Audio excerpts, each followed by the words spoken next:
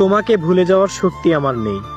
তুমি টের পেয়েছিলে, তুমি ভালো করেই বুঝে গিয়েছিলে তোমাকে ছাড়া অন্য কারো কথা আমি ভাবতেই পারি না।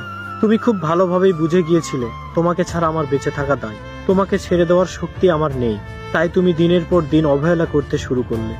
আমি যত আঁকড়ে ধরার চেষ্টা করলাম তুমি তত অবহেলা বাড়িয়ে দিলে, মানসিকভাবে কষ্ট দিতে শুরু করলে।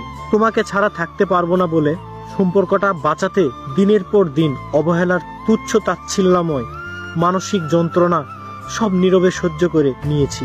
আমি একটু একটু করে নিজেকে বোঝাতেও শুরু করলাম তুমি হয়তো আমার ভাগ্যেই নেই, তবুও মাটি কামড়ে পড়েছিলাম শুধুমাত্র তোমাকে ভুলে যাওয়ার শক্তি আমার নেই বলে। কিন্তু তুমি তো থামবে না, তুমি তো থামাতেই জানো না।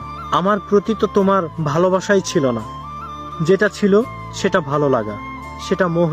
তাই ভালো লাগা আর মোহ কেটে যাওয়ার মাত্রই তুমি মানুষ থেকে অমানুষ হয়ে গিয়েছিলে। একদিন হঠাৎ করেই তুমি নতুন কাউকে নিয়ে এলে, আমার চোখের সামনেই অন্য কাউকে ভালোবাসতে শুরু করলে। সহ্য করতে পারছিলাম না, সেই মুহূর্তেই তোমাকে ছেড়ে ফিরে আসলাম। কারণ সবকিছুর ভাগ দেওয়া যায়, কিন্তু প্রিয় মানুষের ভাগ কখনোই না। সব অত্যাচার সহ্য করা যায়, কিন্তু মানসিক অত্যাচার না।